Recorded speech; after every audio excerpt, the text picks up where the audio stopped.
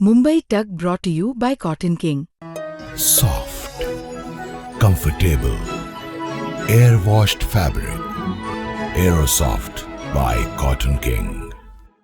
पेट्रोलमध्ये ethanol वाढवलं, पण त्याचा फटका आता साखरेला बसतोय. एकीकडे पेट्रोलमध्ये 20% इथेनॉल मिसळण्याचं लक्ष्य गाठलंय, तर दुसरीकडे बाजारात साखरेचे भाव वाढतायत. गेल्या महिन्याभरात साखरेच्या किमती जवळपास 10% वाढल्यात. कोल्हापुरात तर साखरेचा घाऊक भाव ऑगस्टच्या सुरुवातीपासूनच जवळपास 20% वाढून 5,350 रुपये प्रति क्विंटलच्या आसपास पोहोचलाय. तर किरकोळ बाजारात साखरेचे दर थेट 60 ते 65 रुपये किलोपर्यंत पोहोचलेत. त्यामुळे आता सगळ्यात मोठा प्रश्न असा आहे की भारतासारख्या जगातील प्रमुख साखर उत्पादक देशाला परदेशातून साखर आयात करण्याची वेळ येते का? याचा संबंध थेट E20 इथेनॉल धोरणाशी आहे का? आणि जर ऊसाचा वापर साखरेऐवजी इथेनॉलसाठी वाढत गेला तर त्याचा परिणाम फक्त पेट्रोलच्या टाकीवर होणार आहे की आपल्या स्वयंपाकघराच्या बजेटवरही? या सगळ्या प्रश्नांची उत्तरं आपण या व्हिडिओमधून अगदी सोप्या भाषेत समजून घेऊया. नमस्कार, मी रोहित आणि तुम्ही पाहतात मुंबई तक. साखर अचानक महाग का होते? सगळ्यात आधी एक गोष्ट स्पष्ट करूया की देशात साखर संपलेली नाहीये. आपल्याकडे आजही मोठ्या प्रमाणावर साखरेचं उत्पादन होत आहे. मग असं असताना साखर अचानक का महाग झाली? तर याचं साधं कारण आहे. ते म्हणजे बाजारात उपलब्ध असलेली साखर आणि तिची मागणी यामधलं गणित बिघडलंय. 2025-26च्या साखर हंगामात भारतात जवळपास 3,11,00,000 टन साखर उत्पादन होण्याचा अंदाज आहे. खरं तर हा आकडा मोठा आहे, पण या आकड्याकडे फक्त वरवर पाहून चालणार नाही. कारण ऊसापासून तयार होऊ शकणाऱ्या साखरेपैकी काही भाग आता साखर म्हणून बाजारात येत नाही, तर तो ऊस इथेनॉल तयार करण्यासाठी वापरला जातोय. या हंगामात जवळपास 31 लाख टन साखरे इतकं उत्पादन इथेनॉलकडे वळवलंय. हे सगळं गणित आपण एका सोप्या उदाहरणाने समजून घेऊयात. समजा तुमच्याकडे 1000 रुपये आहेत. त्यातील काही पैसे तुमच्या घराच्या किराण्यासाठी वापरता आणि काही पैसे पेट्रोलसाठी. पण अचानक पेट्रोलचा खर्च वाढला तर किराण्यासाठी उरणारे पैसे कमी होतात. अगदी तसंच इथे पण होतंय. ऊसाचा वापर एकाच वेळी 2 ठिकाणी होतोय. एक साखर बनवण्यासाठी आणि दुसरा इथेनॉलसाठी. अचानक साखरेचा तुटवडा का? आता इथे एक महत्त्वाची गोष्ट समजून घ्या. साखर पूर्णपणे संपण्याची परिस्थिती नाही, पण अतिरिक्त साठा कमी होत चाललाय. देशाचं वार्षिक साखर उत्पादन आणि देशातील वापर यामध्ये फार मोठं अंतर राहिलेलं नाही. निव्वळ साखर उत्पादन जवळपास 2,80,00,000 टन राहण्याचा अंदाज आहे, तर देशाचा वार्षिक वापर जवळपास 2,83,00,000 टन आहे.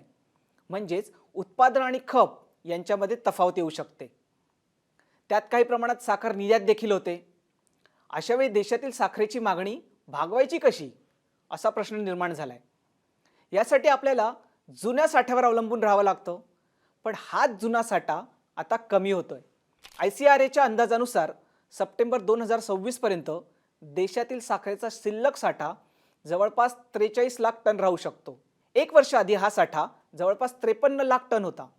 म्हणजे एका वर्षात जवळपास 10 लाख टनांची घट. 43 लाख टन हा आकडा मोठा वाटला तरी देशातील मागणीच्या तुलनेत हा साठा फक्त 2 महिने पुरेल एवढाच आहे. म्हणजेच बाजारात साखर आहे, पण पूर्वीसारखी भरघोस नाही. त्यातच आता सणवारांना सुरुवात झाली आहे.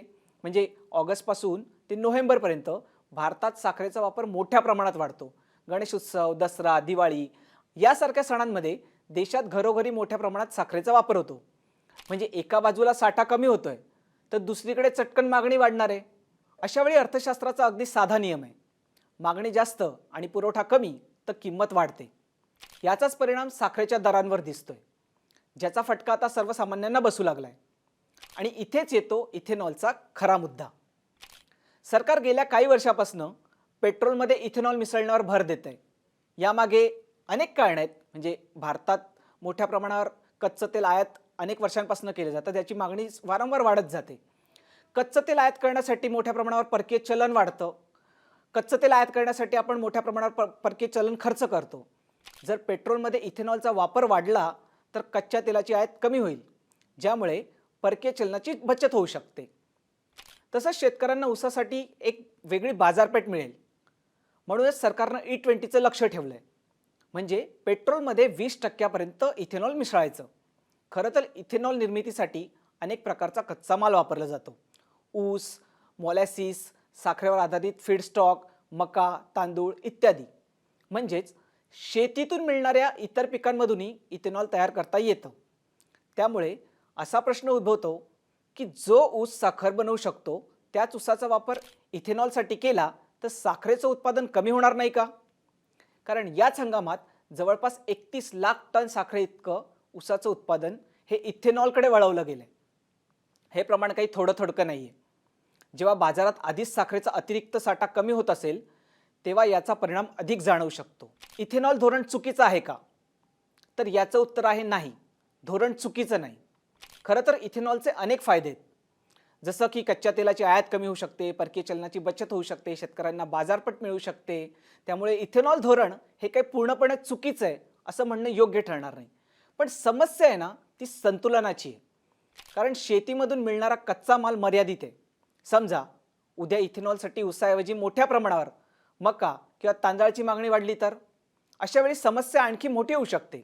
कल्पना करा, इथेनॉलमुळे कच्च्या तेलावरचं अवलंबित्व कमी झालं, पण त्याच वेळी मक्याची मागणी वाढली तर त्याचा परिणाम हा थेट चिकनच्या किमतीवर होईल. ते कसं ते मी तुम्हाला समजून सांगतो. कारण मक्याचा वापर पोल्ट्री आणि पशुखाद्यासाठी होतो. जर कोंबडीच्या खाद्याचा खर्च वाढला तर त्याचा थेट परिणाम चिकनच्या किमतीवर होणार. म्हणजेच एका धोरणाचा परिणाम दुसऱ्या बाजारपेठेवर निश्चित होऊ शकतो. याच मुद्द्यावर मुख्य आर्थिक सल्लागार व्ही अनंत नागेश्वरन यांनी महत्त्वाचं मत व्यक्त केलंय. इथेनॉल ब्लेंडिंग वाढवण्याआधी अन्न विरुद्ध इंधन या दोन्हीचं संतुलन तपासण्याची गरज आहे असं त्यांचं म्हणणं आहे. याचा अर्थ इथेनॉल बंद करा असा नाही. मुद्दा एवढाच आहे की पेट्रोलमध्ये इथेनॉल वाढवताना त्याचा परिणाम अन्नाच्या किमतीवर तर होत नाही ना, हेही पाहावं लागेल. आता सरकारसमोर मोठं आव्हान आहे कारण साखरेचे दर वाढत आहेत. सणांचा हंगाम आहे, देशांतर्गत साठा कमी होतोय. त्यामुळे सरकारनेही आता काही पावलं उचलायला सुरुवात केली आहे. मीडिया रिपोर्ट्सनुसार जवळपास 10 लाख टन कच्ची साखर शुल्कमुक्त आयात करण्याचा विचार सरकारचा सुरू आहे. 2021-22 मध्ये भारताने 1,20,00,000 टनांपेक्षा जास्त साखर निर्यात केलेली. आता परदेशातून साखर आणण्याची चर्चा हा बदल बरंच काही सांगून जाणार आहे. साखरेचा दर वाढला तर सर्वात आधी थेट परिणाम घरगुती खर्चावर होतो. पण परिणाम फक्त साखरेपुरतं मर्यादित राहत नाही. साखर ही अनेक खाद्यपदार्थांमध्ये मोठ्या प्रमाणात वापरली जाते. त्यामुळे साखरेच्या किमती सातत्याने वाढल्या तर कंपन्यांचा उत्पादन खर्च वाढतो. त्यामुळे कंपन्या हा वाढलेला खर्च ग्राहकांकडूनच वसूल करणार. म्हणजे आज साखर महाग झाली तर उद्या मिठाई, बिस्किट, शीतपेय हमखास महाग होऊ शकतात. तर या संपूर्ण गोष्टीचा सारांश काय? तर भारताला इथेनॉलची गरज आहे, पण असं असलं तरी शेवटी विकासाचा मीटर फक्त पेट्रोल पंपावर पाहून चालणार नाही. तो आपल्याला सर्वसामान्यांच्या स्वयंपाकघरातही पाहावा लागेल. त्यामुळेच पेट्रोलमध्ये इथेनॉलचा वापर सरकारने कितपत करावा याबाबत तुमचं मत कमेंटमध्ये नक्की सांगा.